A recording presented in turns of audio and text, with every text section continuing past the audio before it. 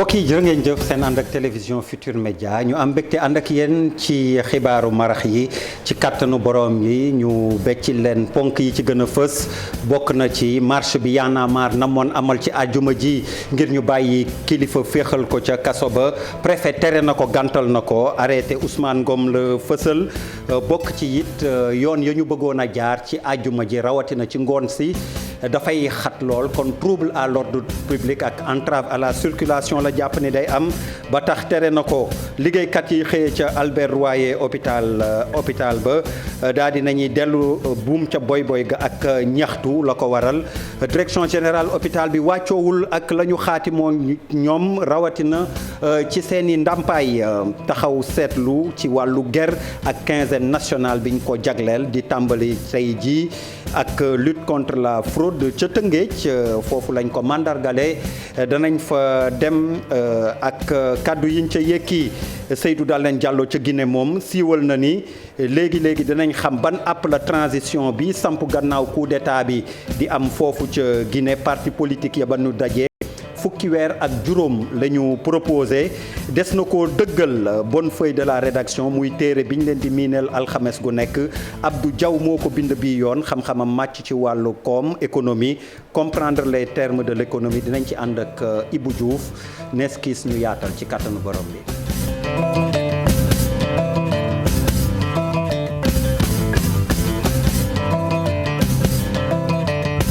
mbokk yi niñ leen ko waxee ci ponk yi ci gën a fës bokk na ci Y'en a marre marche ba ñu namoon amal ci àjjuma ji préfet tere na ko xët wi siiw na ñoom seen marche boobu ñi ngi ko jàppoon ngir ñu féexal kilifa kenn ci ñoom kilifa nekk jamono ji ci kaso bi préfet la tax mu bañ ko trouble à l'ordre public lay ragal ni ki it ñu gàllankoor dem beeg dikk bi entrave à la libre circulation ndax yoon ya ñu tànn nee ñu ci yi ñuy gën a jaar la ajjuma ci ngoon rawatina it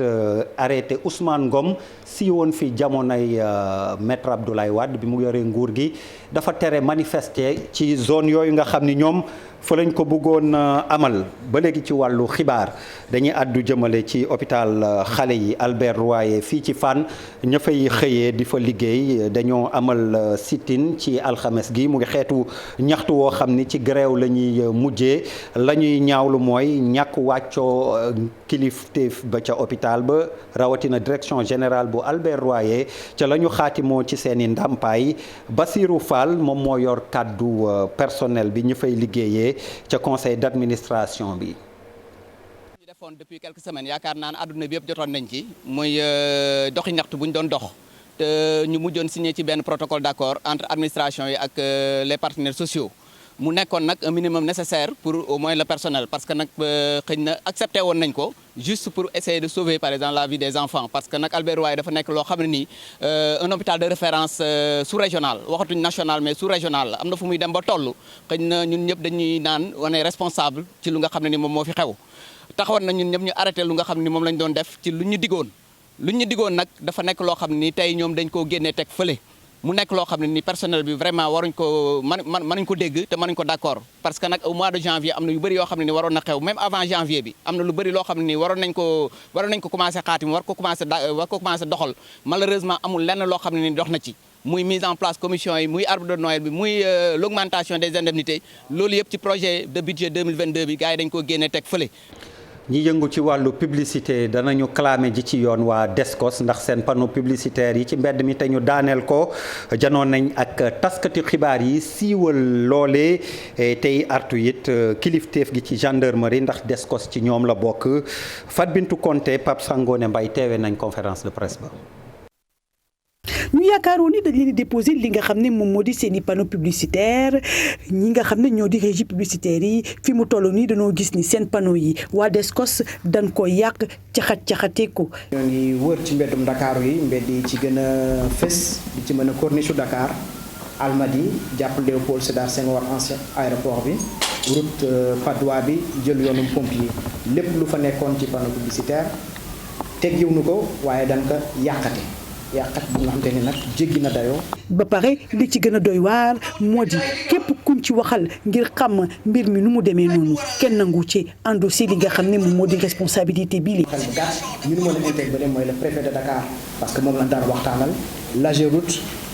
présidence de la République le ministère de l'urbanisme waaye li ñu ci jaaxal mooy ñoom ñëpp koo ci woo mun la man yëguma tidduma sama yoon nekk ci loolu yëguma ko. ñoom yàq panneau publicitaire yi sax ñoom waa régie publicitaire yi di association bi lii dañu xam ne ni ci ab kumba am ndey ak kumba amul ndey lan ko def.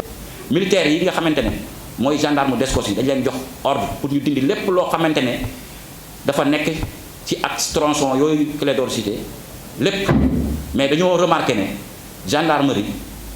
li mu def mooy kumba am ndey ak kumba amul ndey tey jii soo demee ci autoroute ba panneau bañ doon wane déen te Régidac moom ko soo doxee à 50 mètres gis nga fa benn écran buy tàkk te kenn laalu ko. ñi nga xam ne nag ñoom ñoo yor panneau publicitaire yi ñuy xam ne nii fi mu toll nii nguur gi dafa bëgg a jël li nga xam ne moom moo di marché publicité bi jox ko benn entreprise étrangère xamal nañu sax ni entreprise française bu tudd JCDecaux fi mu toll nii moom lañ ko bëgg a jox. dañu bëgg ñun doomu Sénégal yi tegginu fi teg fi ay tubaab yi nga xamante ni yaakaar nañu fu dëkk rafetee tubaab bi rek ñoo ko mën rafetal fu panneau rafetee ci àddina tubaab bi rek ñoo ko fu mën a indi et pourtant su ngeen xoolee Dakar am na ay panneau yu mucc ayib yu fi nekk mais xëy na ñoom seen justice sorewul ci loolu. publiciste yi nag di interpeller ki nga xam ne moom moo di haut commandant de la gendarmerie directeur de la justice militaire mu wax ak waa DSCOS ci destruction seen panneau yooyu te nag bu ñu oltuwul danañu porter plainte ñi nga xam ne ñoom ñooy waa DSCOS. suñu alal am nañu droit yóbbu leen fa mbaxane doonee benn ñi nga xamante ne ay civil lañu dinañ leen yóbbu fa mbaxane doonee benn ki amuñu fu ñu leen mën a yóbbu fudul ñoom fi nga xamante ne fa lañ leen war a réclamer mooy au niveau de la justice militaire donc moo tax ñi wax ne ñoom dinañ leen yóbbu ca seen kilifa le général au commandant de la gendarmerie pour wax ko ñoom ñii respecté wuñu seeni devise moo naan justice et égalité. fi mu toll nii lu toll ci 300 panneaux yàq nañ ko mu di manque à gagner bu toll d'une valeur de 300 millions ci jamono ji ñu toll te nag bu yëfi wéyee lu toll ci 5000 emplois directs dana na yàqu. Fat Bin Konté ñu dem ca Ziguinchor foofu étudiant université Assane Seck xàppati nañ ñaari fani grève tàmbali ko ci alxames ji gannaaw ay sànnante xeer yu dox seen digganteeg lacrymogène ak police la leen metti Ibrahima Ka mi yor seen kàddu dénk na ko sunu reporter Boubacar Diassi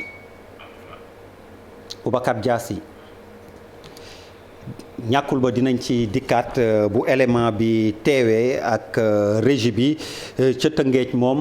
ñu dem ak bés bi mandargaal xeex guerre ak fraude quinzaine bi tàmbali na présidente office national de lutte contre la fraude et la corruption muy OFNAC yëkki ay kàddu Seynabou Ndiaye Jaxate Abdou Diouf Diagne ak Ahmadou Bamba Samb laaj ak tontu dox seen diggante. mooy bés bi ñuy xeex guerre ci àddina bi léegi nag ñu wax nag xalaat nañ ne benn fan doyul ñu jàll ne nañ def quinzaine bi mooy juróomi yoon ñu di ko def donc fukki fan ak juróom yi yëpp ñu ngi wër tund yi di wax ci rajo yi di invité journaliste yi di invité société civile élèves yi góor ñi jigéen ñi pour wan leen li guerre di yàq ci réew loolu moo waral loolu tey fii ñu ngi gërëm nag autorité coutumière ni autorité religieuse yi préfet monsieur le maire ak yeneen maire ak képp ku ñu gis tey Nations Unies at bu jot dañuy tànn benn thème mooy thème journée bi ren dañ ne nag ñun ñëpp nous sommes tous concernés donc tous engagés ñun ñëpp la xeex guerre war suñu yelleef la suñu rôle la dañ ci taxaw yaakaar naa difficile liñ fi dégg tey wane na ne taxawaay boobu am na yaakaar ne gannaaw Ndiob Faye dina am ñeneen ñu ñëw bëgg a liggéey ak OFNAC bu boobaa yi dinañ leen yaatal bu baax buñ leen tegee ci condition yi ñuy liggéey ak ñoom. gannaaw Tëngéej dañuy dellu ca Ziguinchor ni mu leen ko waxee ñaari fan grève la étudiants yi tàmbali gannaaw sànnante xeer ak lacrymogène yu dox seen digganteeg police dénk nañ li leen metti Boubacar Diassi. sànce démb wàccoon nañ ci yoon wi wàccee suñu mer wante bu ñu waxtaanee ak commissaire bi ndaxte ñun moom jàmm rek moo ñu soxal mun nañu moom dina jël li nga xam ne mooy suñuy doléance mu yóbbu ko ci kaw ñu ne ko waaw comme que loolu di nga ko def ñun nañu xaar fii ak suba bu ñu gisee loo xam ne doy na suñu xel ñu arrêté te continuer suñu jàng wante bu ñu gisul lu ñu doy tamit comme que ñun 48 heures ñaari fan la ñu décrété woon ñaari fan yooyu dañ koy yeggali malheureusement nag ci loolu noonu gisuñu dara loo xam ne doy nañ moo tax tey jii ñu doggali ko. li ñuy réclamer mooy ñu jox achever suñu chantier yi nga xam ne depuis 2017 la ñu ko waroon a jox ba léegi joxaguñu ko ñu tabax deuxième restaurant bi équiper suñuy chapiteaux ak jox ñu budget bu doy pour salle yi nga xam ne moo fi nekk ñu mën leen équiper ndaxte salle yi fi nekk yëpp ay turu salle kese la matériel yi fa waroon am loolu la ñu nar a def lii nii première mot d'ordre bi la bu amul gain de cause ñun pare nañu tey pour Ziguinchor waa yi nga xam ne ñoo fi nekk yëpp Casamance yi fi nekk yëpp te université avancement université bi soxal leen ñu boole leen dox ci pour Dakar. ministre de l'enseignement supérieur. naka la ñuy def ba xeex ger nag colonel Aziz Ndaw àdduna ci moom mi nekkoon ay jamono ñaareeli njiitu au commandant de la gendarmerie bokk na ci moom ñi ci taxawoon lool ngir saafara ko laaj ak tontu dox digganteem ak Marcel Farba Maroun Diafara Ba. Cour des comptes, IGE, OFNAC organes yi ñu jagleel xeex ger ci Sénégal ñàkkul waaye problème mu suivi moom moo am. da ngay def njombe après dara du la ci fekk loolu mooy suñu problème te problème boobu nag dafa tënku ci ñaari place bu su njëkk mooy ci président de la République bureau parce que moom OFNAC bu defee liggéeyam pare daf koy jébbal rapport yi te ci biir rapport yi boo ko xoolee am na li ñuy wax ay recommandations de sanctions administratives nag kenn mënu ko jël fii ku dul président parce que c'est lui qui nomme au poste civil et militaire donc buñ ko nee yow diw def na njombe gu rëy fee mu ne ci wàllu guerre nañ kaa war a jëlee fa mu nekk bu ko président deful moom mooy encourager corruption te loolu mooy li fi am parce que gis nañ fi ñu bëri ñoo xam ne dañ leen cité nommément ci rapport OFNAC mais après gis nañ ne sax dañ leen di jëlee directeur def leen ministre wala jox leen beneen ndombu tànk bu gën a am solo bi ci des mooy justice maanaam fi mbaxane doone benn. ger nag benn problème la boo xamante ne yàggul dara dawalkat yi dañ koy daal di boole bu baax a baax gannaaw ba ñu defee ñetti fanu grève ndax kat tali yi bokk na ci bërëb yu ger di gën a laal fii ci réew mi. man ba ma toogee nekk au commandant second boo demee si góor a xuma dina la wax dama ko au syndicat de transport yi ñu daje ak état-major gendarmerie ñu toog ñu waxtaan. ñu seet naka la ñuy dindee naka la ñuy kii avant ñuy grève ñu jël ay mesures de prévention ñu commencé surveiller commencé wax commencé mën a ñun tam suñu politique anticorruption loolu yëpp c'est la bokk. depuis atum 2016 xeex bi ñuy xeex ger daa wàññeeku comme yeneen i réew yu nekk Afrique de l'Ouest atum 2020 bu ñu sukkandikoo ci benn rapport bu Transparency International daal di def ci téeméer ak juróom-ñett fukk réew Sénégal dañ ko classé woon ci juróom-benneel fukk ak juróom-ñaareelu place ci àdduna bi. dañuy dellu Casamance ak jigéen ñi fay yeewoo bokk ci plateforme ngir jàmm am foofu ci élection yi ñu dëgmalit ak pré campagne ak campagne ak naka lañ ci demee ñi ngi seeti imam yi abbé chef coutumier ak ñi nga xam ni ñooy tête de liste yi ngir waxtaan ak ñoom njiit li mi ngi wuyoo mi ngi wuyoo soxna Ndeye Marie Diédhiou Thiam ñu déglu ay kàddoom. kat campagne bi du mbirum benn association mbirum organisation société civile yëpp même bu dee plateforme moo jiitu mais ñun ñëpp ñoo bokk programme bi ñun ñoo ko tëgg ñun ñoo ci taxaw ñun ñëpp que ba nga xam ne programme bi ñu mën ko population Casamance mën ko accepter donc il est important pour ñun pour que ñoom ñii njiit yi ñoom ñii nga xam ne ñoom ñoo yore population yi ñoom la yàlla teg ci kanam ñu am seen adhésion ñu ne ñu kat na ànd nañu ak ñun donc moo tax bi ñu dajee ak gouverneur waxtaan wi vraiment moo gouverneur rafetlu ko ñu pare ci gouverneur rencontré nañu préfet u Bignona léegi nag ñu commencé ci leaders yi bu rencontré tey le cadre de concertation des leaders catholiques et musulmans ñun ñu ñëw fii ci monseigneur vraiment monseigneur rafetlu bu baax a baax programme bi ne ñu aussi na mën nañu yaakaar ki moom dina ci taxaw ba nga xam ne labbeem yi fan yii di ñëw yëpp seen i waare yëpp ci mbirum jàmmu Casamance lay doon ak ay élections apaisées ci biir Sénégal ñun kat dañuy teg benn cellule de veille et d'alerte pour seetlu nag bésu élection yi fépp foo xam ni xal na tàng rek ñu mën a jóg gaaw ñu liggéey ci. Pikine mu mel ni kuréel gi fa taxawoon ngir ñu yokk armeel yi ñi ngi bëgg am ndam ndax projet ba taxaw na léegi AGETIP ne dinañ ko liggéey ci juróom-ñaari weer gën caa bëri président Macky Sall jàppoon si ngir saafara mbir mi 1,3 milliard lañ ci def nongaka ci leeral. armeeru département bu Pikine yi ñu ne nag dafa daal dee fees léegi nag leer na ni daanu ko yokku gannaaw nag décret d'extension bu mu signé woon kii di président de la république nee na nag lépp lu aju nag ci liggéeyu yaatal nag yile armeel moom nag moo ko daal dee gàddu. Son Excellence Macky Sall affecté 4 hectares ci yokkum armeel yi nga xamante ne nekkoon na demande bu population bu Pikine yëpp.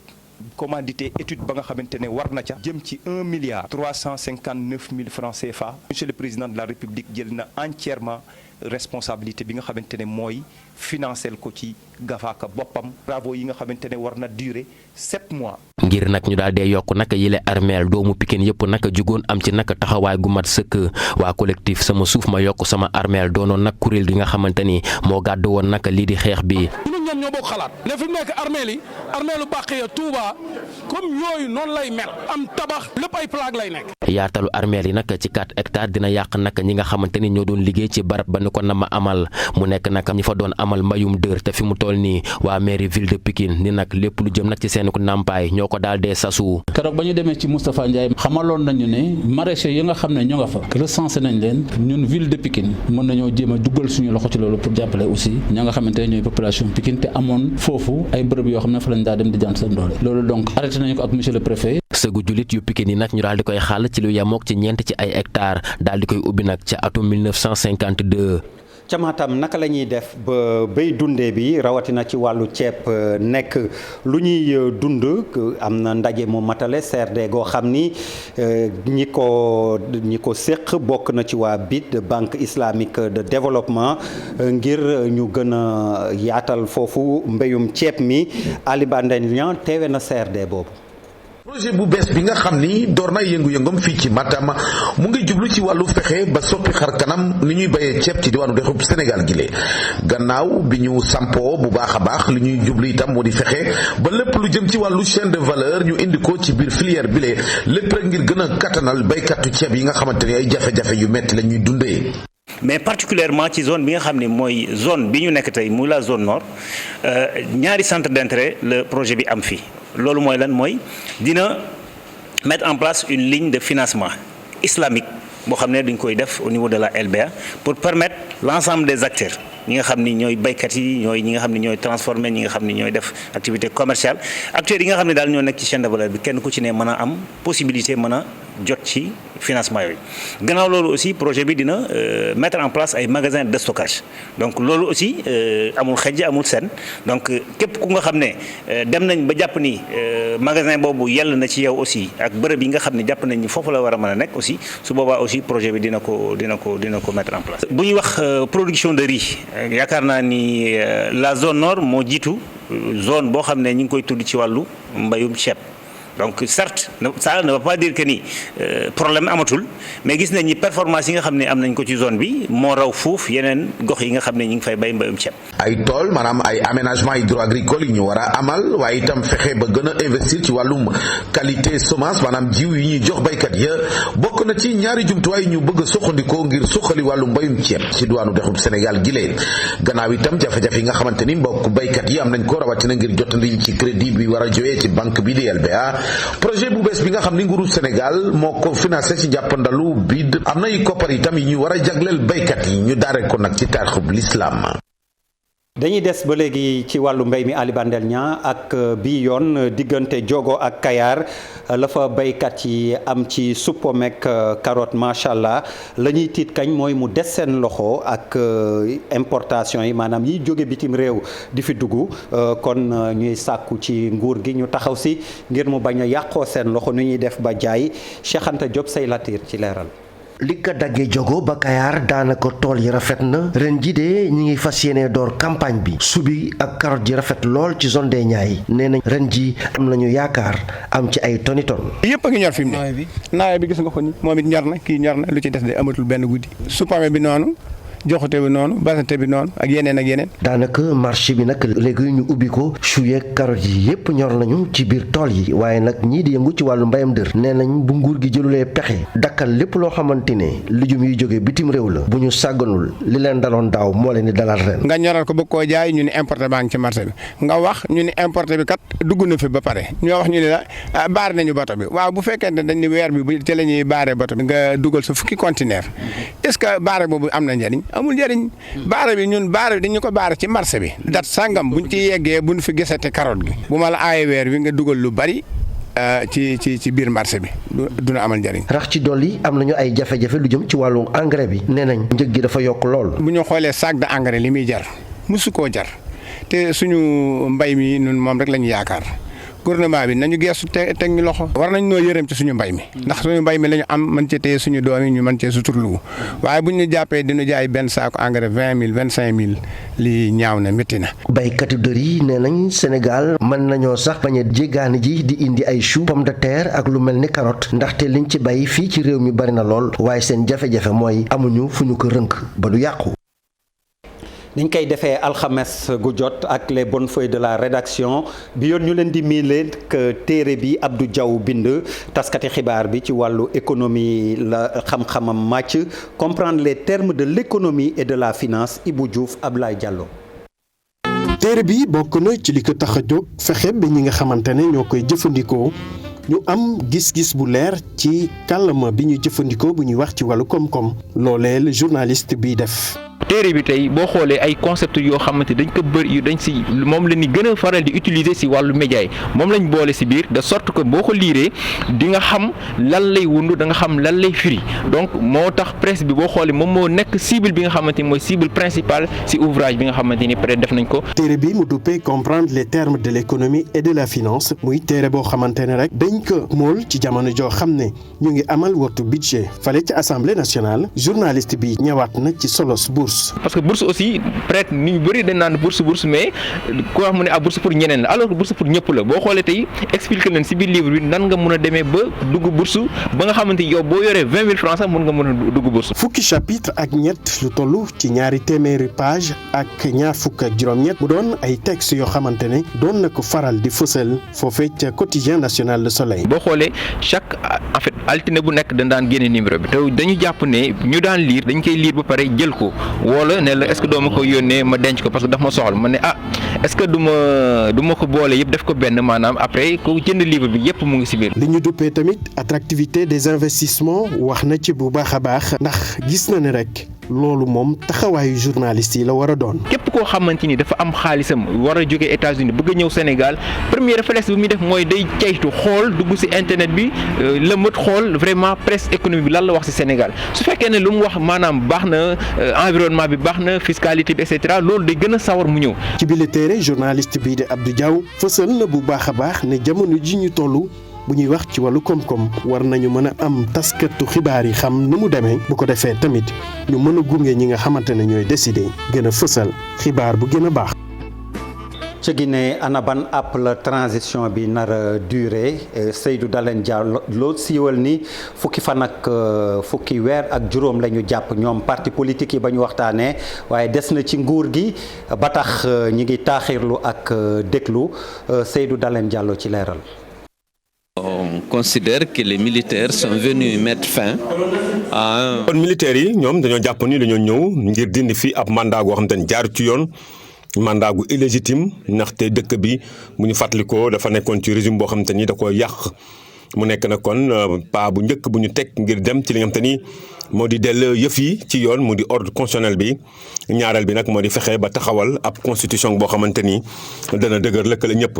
ñetteel bi mooy yeggali bi mu di ab élection yu libre transparente yoo xamante ni ku ne mën na cee bokk